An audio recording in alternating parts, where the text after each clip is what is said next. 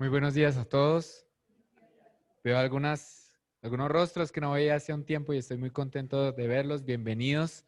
Hemos seguido unidos a través de internet y bueno, gracias a Dios tenemos la oportunidad de reunirnos siempre con el cuidado debido. También bienvenidos a las personas que veo nuevas. Sean ustedes bienvenidos. Y bueno, ya se acerca el fin de año y siempre hay muchos mensajes a propósito de fin de año, pero quizás el lugar donde quisiéramos empezar es por agradecer. En primer lugar, agradecer a Dios, a nuestro Padre, a la razón por la que nos congregamos, porque nos da esa oportunidad tan linda de participar de su ministerio. Todos nosotros participamos, todos estamos involucrados en el cuerpo de Cristo de alguna manera. Y gracias a Dios por darnos esa oportunidad. Y también al equipo pastoral. Ustedes reconocen a todas las personas que están ahí en las imágenes y queremos aprovechar este momento para reconocerlos, para darles muchísimas gracias a Juanca y Vivi, a mi hermano, a su esposa, porque son una ayuda impresionante para todo lo que se ha estado haciendo. Toda la publicidad que ustedes ven está trabajada por ellos, la alabanza, la preparación que está ahí, por supuesto, a todo el ministerio que está detrás. Le damos muchas gracias a Juanca y a Vivi por su trabajo, las cosas que hacen en internet también. Muchísimas gracias.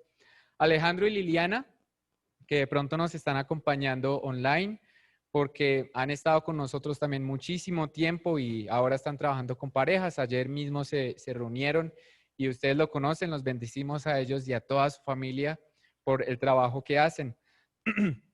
A André y a Gisela también, ustedes, muchos han tenido que ver con el Ministerio de Caritas Felices y todo lo que se hace para ayudar a las personas que están en necesidad, a las comunidades que necesitan el amor de Dios en hechos, en actos de amor.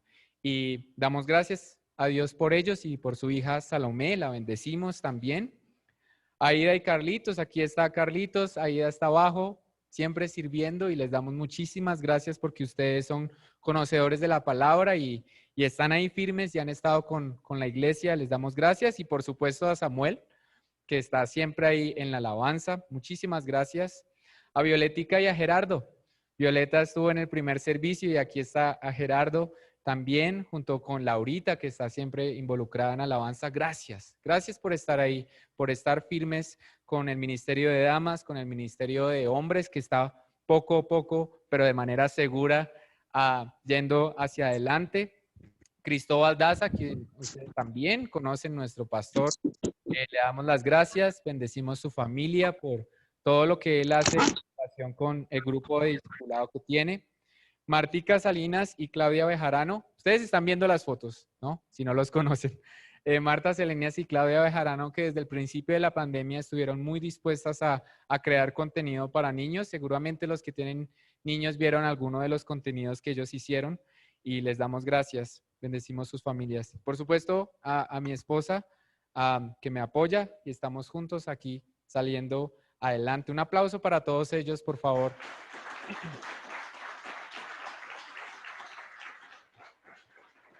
Más la iglesia somos todos, ¿cierto? Yo hago parte del equipo pastoral, por supuesto. La iglesia somos todos nosotros estamos involucrados, todos los que oran por la iglesia. Gracias por sus oraciones, por el ministerio, el grupo de oración que siempre está firme, por los que asisten al ayuno y están orando por las necesidades de nuestros hermanos, físicas, económicas, emocionales. Gracias. La iglesia es principalmente una comunidad espiritual, es una comunidad de fe. Y si no hay oración, no hay iglesia, básicamente. Gracias por sus oraciones, por la iglesia. Y también por los que apoyan la obra desde el punto de vista económico. No hay ninguna institución que pueda funcionar sin su generosidad, sin la parte económica que necesita que la institución perdure. Muchas gracias a todos ustedes porque nos han apoyado con sus diezmos, nos han apoyado con sus ofrendas y ese es dinero que sirve para bendecir a muchas personas y para continuar la obra que hacemos todos los días, todos los domingos, todos los sábados, etcétera. Porque ustedes han reconocido esa responsabilidad de apoyar la obra de la iglesia. Muchísimas gracias. Los animamos a que continúen apoyando con sus diezmos y con sus ofrendas.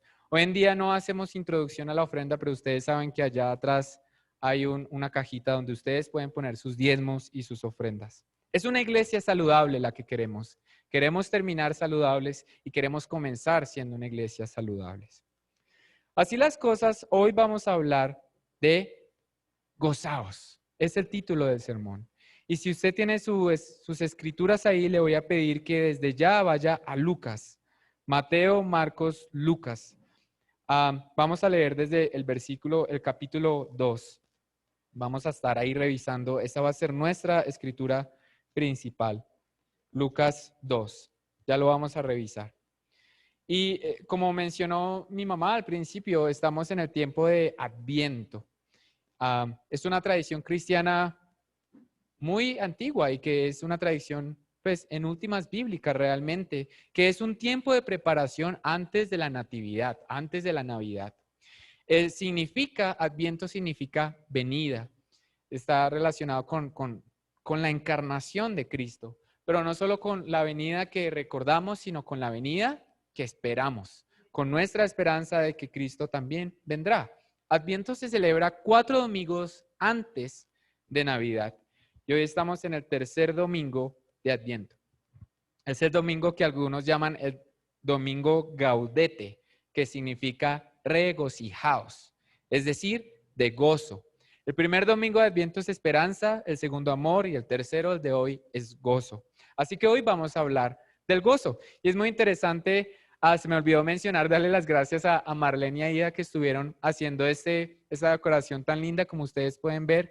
Ahí está el fruto del Espíritu y aquí tenemos el gozo, ¿no? Y el gozo aparece en más alto y me parece muy interesante que en el día que vamos a hablar del gozo esté ahí el gozo. Parece difícil hablar del gozo en un día y en un año como este, ¿no? A un predicador Ray Pritchard decía, si alguien montara unas camisetas que dijeran sobreviví 2020, seguramente le iría muy bien, porque ha sido un año muy difícil y un año triste, porque muchos también no sobrevivieron. Y es un año que ha sido difícil para toda la humanidad. Sin embargo, cuando yo pensaba en estas cosas, yo decía, probablemente han habido años parecidos para personas todo el tiempo. Personas que antes de la pandemia ya estaban solas. Personas que antes de la pandemia ya estaban aisladas. Y todos han vivido un 2020, solo que hasta ahora lo hemos reconocido como humanidad. Es nuestra condición humana, una condición humana de altibajos. Así que yo les pregunto a ustedes, ¿no nos gustaría escuchar al final del 2020 buenas noticias, buenas nuevas, de gran gozo? Y para todos, eso es lo que vamos a hablar hoy. Hoy vamos a hablar de buenas noticias, de buenas nuevas, de motivo de gozo y para todos, no solo para algunos. De eso vamos a hablar hoy. Así que ya están en la escritura, ya los que ustedes tienen, si necesitan una Biblia, háganlo saber y se las hacemos llegar. Entonces vamos en Lucas capítulo 2, leyendo desde el versículo 1. Dice, aconteció en aquellos días que se promulgó un edicto de parte de Augusto César, que todo el mundo fuese empadronado. Este primer censo se hizo siendo Cirenio gobernador de Siria. E iban todos para ser empadronados, cada uno a su ciudad. Y José subió de Galilea, de la ciudad de Nazaret, a Judea, a la ciudad de David, que se llama Belén, por cuanto era de la casa y familia de David, para ser empadronado con María, su mujer, desposada con él, la cual estaba encinta. Y aconteció, versículo 6, que estando ellos allí, se cumplieron los días de su alumbramiento. Y dio a luz a su hijo primogénito y lo envolvió en pañales y lo acostó en un pesebre, porque no había lugar para ellos en el mesón. Detengámonos hasta ahí. Ya en los capítulos anteriores, en el único capítulo anterior, en el capítulo 1 de Lucas, se ha mostrado un paralelo entre la vida de Cristo antes de nacer y la vida de Juan el Bautista, de cómo están siendo anunciadas y cómo tanto Elizabeth como María saben que van a tener un bebé que es fruto del milagro de Dios. Sin embargo, aquí la escena, y quiero que nos ubiquemos en la escena, es ahora de los acontecimientos relacionados con Cristo y su nacimiento. Y se nos menciona a César Augusto. ¿Quién era César Augusto? Era el emperador de Roma, quien tenía el poder, quien tenía no solo el poder en tanto autoridad militar, sino también económica. Era la persona más importante, se podría decir, de Roma. Y pide la necesidad de hacer un censo. Y por tanto, José y María se van a Belén.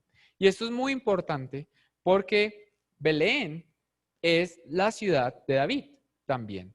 El Antiguo Testamento nos muestra en, por ejemplo, 1 Samuel 17:15, que David era de Belén. Dice en esa escritura que les menciono de 1 Samuel, que David apacentaba las ovejas de su padre en Belén.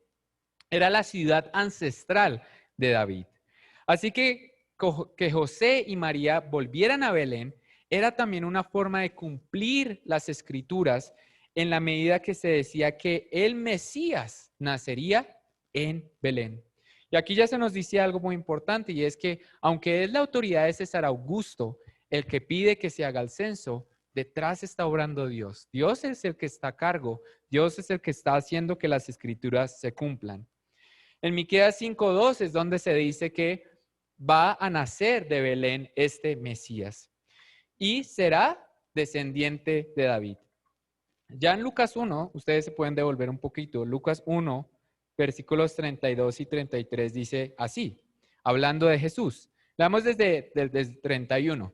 Dice, y ahora, le están hablando a María, concebirás en tu vientre y darás a luz un hijo y llamarás su nombre Jesús.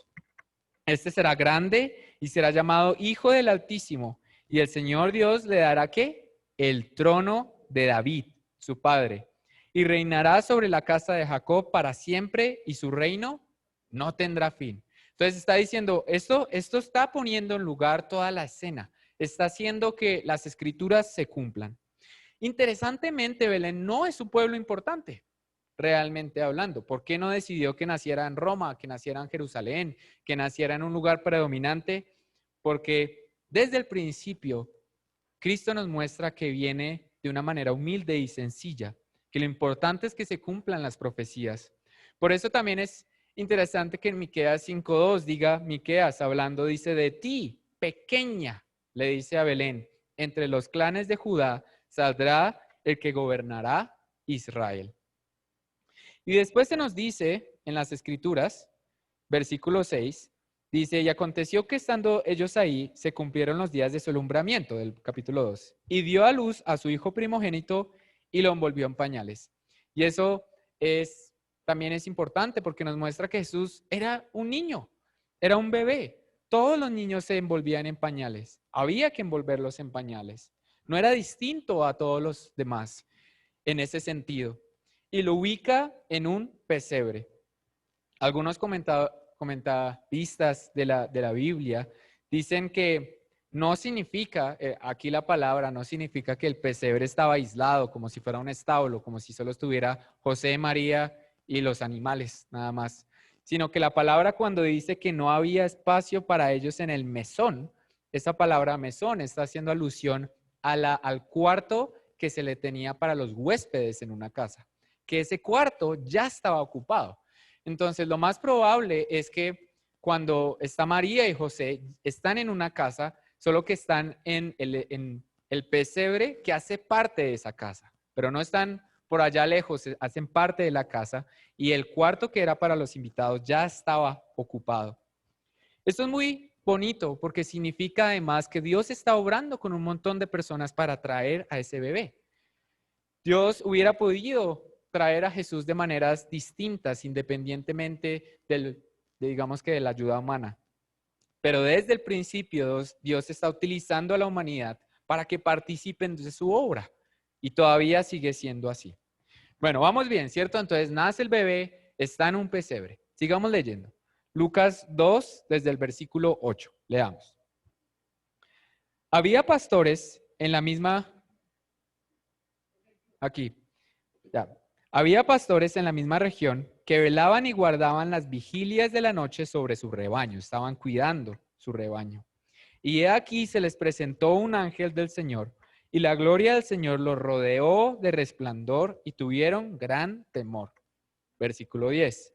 Pero el ángel les dijo, no temáis, porque he aquí os doy, ¿qué? Nuevas de gran gozo, nuevas noticias, que serán para todo el pueblo, que os ha nacido hoy en la ciudad de David, es decir, en Belén, un Salvador, que es Cristo el Señor.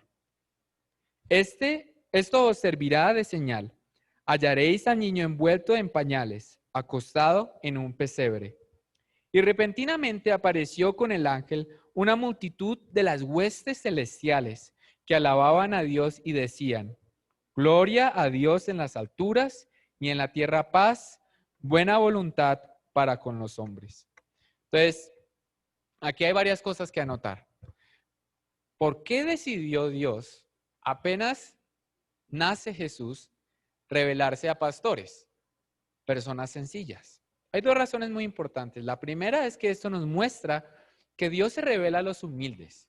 Dios se revela a las personas que no son consideradas importantes dentro de la sociedad. Ha venido a ellos y va a tomar lugar junto a ellos.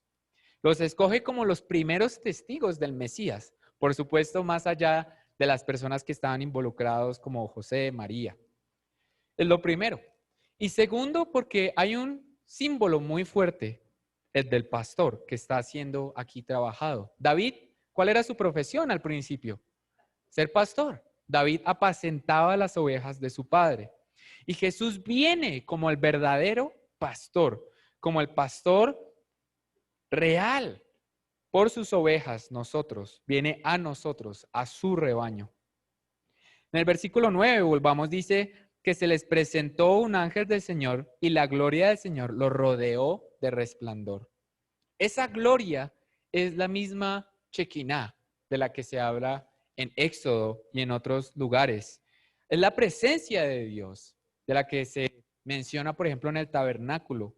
Dios mismo está con ellos. Está haciendo presencia de este gran anuncio. Ahora, por supuesto, los pastores nunca habían visto algo así. ¿Y qué dice la escritura? Que tienen temor. Se aterrorizan un poquito porque dicen qué es lo que está pasando. No entienden qué es lo que está ocurriendo. Es algo totalmente distinto. Sin embargo, el ángel le dice, no teman, porque traemos buenas nuevas, traemos noticias buenas. Y esa palabra, ese término buenas nuevas o buenas noticias, que después se utiliza como evangelio, ¿cierto? Porque eso es lo que significa evangelio, era lo que se utilizaba cuando nacía un rey, cuando nacía un emperador, había buenas nuevas en el reino, ¿sí? Entonces es muy interesante que aquí sean los ángeles los que están diciendo, hay un emperador que está naciendo, hay buenas nuevas. Y comienza a haber un contraste con el hecho de que se mencione a César Augusto al principio, el emperador, pero ahora se dice, un emperador está naciendo, el verdadero rey. Después dice, versículo 11, otra vez, que os ha nacido hoy. Ahora centrémonos en ese hoy. Es relevante porque significa que la revelación ocurre ese mismo día. Y que el acontecimiento del nacimiento de Jesús era realmente un punto de cambio inmenso dentro de la historia humana. Que todo lo que seguía después iba a ser determinado por ese hoy. Y que todo lo que estaba antes conducía a ese hoy. Ese hoy significa la inauguración del pacto, del nuevo pacto en la sangre de Cristo. Es muy importante. Hoy ha nacido un Salvador. Y después dice, ha nacido en la ciudad de David un Salvador, que dice que es Cristo el Señor. Hay tres títulos que se le están dando ahora a este bebé recién nacido en ese entonces. Primero, Salvador, que libera del pecado, que rescata, que nos trae vida. Y como dirá el Señor Jesucristo después en Juan, vida, no cualquier vida, sino en abundancia, vida eterna, vida real, vida perpetua. Después se le dice el Cristo. ¿Qué significa Cristo? ¿Recuerda? El ungido, el Mesías. ¿cierto? Cristo es el equivalente de Mesías, pero en griego. Significa el Mesías, el ungido, el apartado, el que estaba mencionado en las Escrituras. Todo el Antiguo Testamento apuntaba a ese hoy, en el momento en que Cristo se encarnaba, el Mesías venía. Y finalmente dice, el Señor, que quiere decir que Él tiene autoridad, que aunque es un bebé, es Señor, es dueño de todo lo que hay. Y de nuevo se contrasta con el poder de César Augusto. César Augusto quizás tenía fuerza militar, pero carecía de autoridad eterna, de poder eterno. Hasta ahí estamos bien, ¿cierto? Todo lo que está ocurriendo. Y después les da una señal que es un poco extraña, porque les está diciendo a los pastores que va a venir que ha nacido este Salvador, que es Cristo, que es Señor, y les dice, ¿cómo lo encuentran? En un pesebre, envuelto en pañales. Entonces hay un gran contraste también, porque está diciendo estas cosas tan inmensas de este bebé, pero después dice, pero lo encontrarán acostado en un pesebre. La humildad de un Dios que vino a encarnarse no como un rey en el sentido terrenal, sino como nosotros, como cada uno de nosotros. Dice en el versículo 13, y repentinamente apareció con el ángel una multitud de las huestes celestiales. Y esto es muy importante. Las huestes celestiales en otras escrituras hace alusión a los ejércitos de Dios. Y se mencionan las huestes como los ejércitos que rodean el trono de Dios. Todas las huestes estaban ahí celebrando, estaban contentos de que ese hoy había llegado. Ese kairos, ese momento en que Dios había decidido intervenir en la historia a través de la encarnación. Los ángeles, como lo vimos en el sermón pasado, también anhelaban ver y anhelan ver qué es lo que hará Dios con nosotros, ¿sí? Y de nuevo, una comparación otra vez con los ejércitos y el poderío de Roma, que tenía poder. Y dice después en el versículo 14, dice, gloria a Dios en las alturas y en la tierra, paz, buena voluntad para con los hombres. Y es una paz de Dios que contrasta otra vez con esa pax romana, esa paz que venía de instituciones humanas. Lo importante aquí de nuevo es el mensaje, ese mensaje que dice, hay noticias de gran gozo. ¿Qué significa que tengamos noticias de gran gozo? ¿A mí me pueden pasar la diapositiva? ¿Qué es lo que significa? En la natividad, que es un momento de gozo. Pero para algunos, pues también estos momentos son épocas tristes. Son épocas donde hay momentos difíciles, donde se recuerdan que la vida quizás no está donde nos hubiera gustado que estuviera cuando se acababa el año. Jesús mismo sabía que no era fácil tener gozo. Y por eso ora por sus discípulos. En Juan 17 incluso dice, orando al Padre, dice, oro para que mi gozo, el gozo de Cristo, que dice, sea cumplido en nosotros, en vosotros, hablando de los discípulos y hablando de nosotros también. Y Pablo, en estas escrituras, en Primera de Tesalonicenses, escribiéndole a la iglesia en Tesalónica y en Filipenses, dice, estad siempre gozosos. En Filipenses 4 dice, regocijaos en el Señor siempre. Como si no entendieran, dicen otra vez, regocijaos. Entonces pareciera que el gozo es como casi que un imperativo, como un mandato. Y es muy interesante, de nuevo, volviendo a los frutos al fruto del Espíritu, que el gozo sea un fruto del Espíritu. Y que Pablo lo ubique como las consecuencias de una vida que está en el Espíritu, allá en Gálatas 5. Pero de nuevo, qué contraste con la realidad. ¿Cuántos de ustedes, comenzando por yo, por mí, hemos sentido todo menos gozo en muchas ocasiones? Y quizás al final del año tenemos muchas cosas, muchos sentimientos, pero quizás no gozo, no un gozo real. Hay obstáculos del gozo. Nosotros nos encontramos a través de nuestra vida cristiana con cosas que nos impiden tener un gozo. El primero es el pecado. El pecado nos hace olvidar del gozo que tenemos en Cristo. El pecado nos hunde, nos consume, nos corrompe, no hace que llevemos a cabo el propósito que tenemos como cristianos. Y tenemos a veces pecados recurrentes y no hemos sido radicales en cortarlos. Como dice el Señor Jesucristo en el Sermón del Monte, cuando hace la imagen que dice, si un ojo te hace pecar, sácatelo. Si una mano te hace pecar, quítatela. Y lo que está queriendo decir es, sean radicales con el pecado. No dejen que esté ahí, no dejen que continúe, porque es una fuente que no les permite ser gozosos. Ustedes recuerdan a David, por supuesto, ¿cierto? El pecado que más se conoce de David es el de Betsabé. ¿Recuerdan qué le pasó? Betsabé no era su esposa, era la esposa de uno de sus generales, pero aún así la tomó y además mató al general. ¿Se acuerdan cómo se llamaba el general? Urías, lo mató, tomó a su esposa, todo. Y en esta situación de pecado, David se da cuenta que no tiene gozo y se acerca al Padre y le pide que lo restaure. Vayamos al Salmo 51, por favor. Vamos a Salmos 51.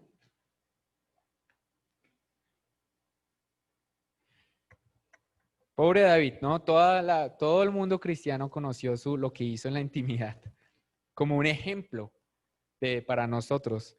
Salmo 51 desde el versículo 10 al 12. Y orando a Dios,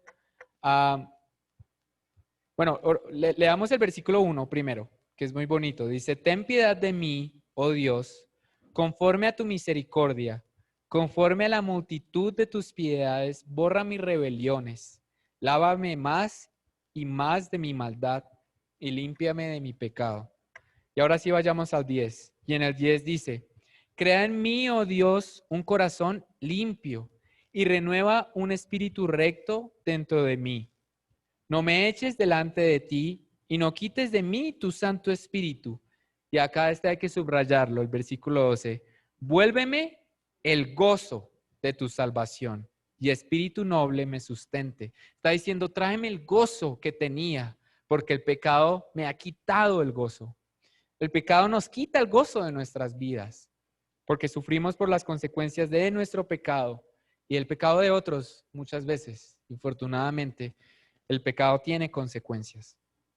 Y ahí es donde surge la palabra, hoy os ha nacido un Salvador, un perdonador, alguien que los va a restaurar. El segundo obstáculo, por si están anotando también, el segundo obstáculo entonces ahora es confiar en nosotros mismos o en nuestras propias obras. Es decir, que el gozo venga de lo que hacemos, ¿sí? Y que se mantenga como la condición de lo que hacemos. Y para eso, vayamos a Lucas otra vez, pero esta vez a Lucas 10. Más adelantico de donde estábamos, Jesús había enviado a un grupo de personas, a 70 personas, a que predicaran. Los había enviado. Y parece que les fue muy bien a los 70 predicadores. Y cuando llegaron estaban muy contentos, pero estaban contentos por lo que habían hecho. Entonces leamos qué es lo que pasa. En el versículo, Lucas 10, versículo 17. Dice, volvieron los 70, ¿qué dice? Con gozo, ¿no? Aparentemente, diciendo, Señor, aún los demonios se nos sujetan en tu nombre. Y Cristo, quizás leyendo todo lo que estaba pasando, les dijo, yo veía a Satanás caer del cielo como un rayo. He aquí os doy potestad de hollar serpientes y escorpiones, y sobre toda fuerza del enemigo, y nada os dañará. Pero no os regocijéis de que los espíritus se os sujeten, sino regocijaos de que vuestros nombres están escritos en los cielos. Entonces, ¿qué está haciendo Jesús? Les está diciendo, muy bien, lo que acabaste de hacer está muy bien, pero tu gozo no debe estar ahí. Tu gozo está en que tienes salvación. ¿Sí? Y entonces, a veces, también cuando está uno en la iglesia, ¿no? Uno haciendo parte de un ministerio, cree uno que es el ministerio de uno, es mi ministerio, ¿no? Y me gozo de que es mi ministerio, pero no es nuestro ministerio, comenzando por ahí, es el ministerio de Cristo, Él es el que está a cargo. Y nosotros como seres humanos un día estamos en un ministerio excelente y al otro día puede que no. Y nuestro gozo, si depende de eso, no funciona.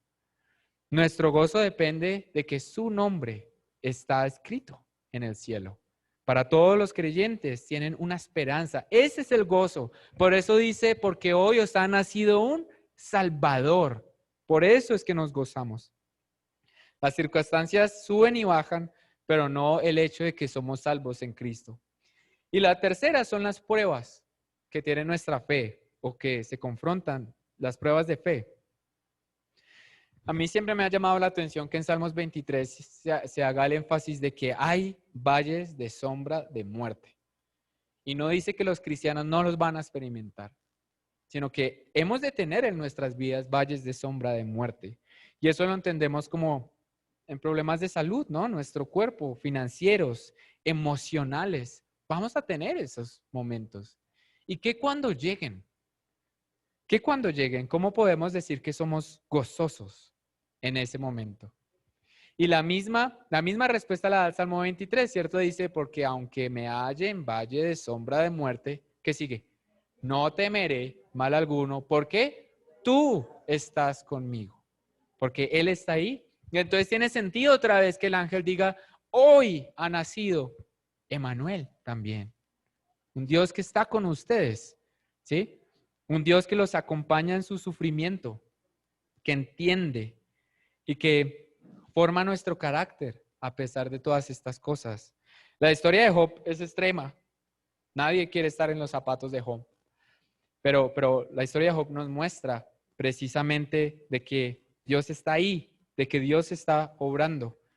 Así que si usted está pasando por un momento de prueba que no le permite que haya gozo, recuerde que Dios está con usted, de que Dios obra y que Dios es fiel y sus promesas son verdaderas y fieles. ¿Ok? Hoy os ha nacido un Salvador. Así que de esto entendemos que el gozo viene desde la obra del Espíritu Santo, de la obra de Cristo a través del Espíritu Santo en nosotros. Y nosotros lo que hacemos es acercarnos a ese quien es el origen de nuestro gozo, que es Dios. De otra forma, seríamos alegres cuando las cosas están bien, pero no gozosos en los momentos difíciles. Y es un mandato de nuevo, están con gozo, gozaos. Y así entendemos entonces que nuestro pecado ya no es importante porque hemos sido perdonados, hemos sido restaurados, porque tenemos ahora una nueva mirada desde que aceptamos al Señor Jesucristo. Hemos sido rescatados y nos podemos llenar de gozo porque eso ha ocurrido. Que la confianza en nosotros mismos ya no es lo importante, sino que ahora participamos alegres del ministerio y por eso comenzamos dando las gracias, porque todos participamos, todos ustedes participan del ministerio. Y para participar del ministerio no tienen que estar acá sentados, es en sus casas también que participan del ministerio, es en su apoyo que participan del ministerio, es en todo lo que hacen que participan del cuerpo de Cristo. Y en las pruebas de nuestra fe ya no son lo importante, porque ahora descansamos en sus promesas eternas y entendemos que aún en las dificultades Dios está con nosotros, Dios Emmanuel. Por eso la escritura de Romanos 8:28 es tan bella, porque para los que aman a Dios, que todas las cosas les son para bien. Es difícil entender esto cuando nos están pasando cosas que no nos gustan, pero solo podemos descansar en que Dios es quien está a cargo. Y por eso es que vayamos ahora a Romanos, a la carta que Pablo describe a las iglesias en Roma. Romanos 15. Por eso es que Pablo, escribiendo esta carta, acuérdense que la primera carta, después de Hechos, la epístola de Romanos 15, y vamos al versículo 13.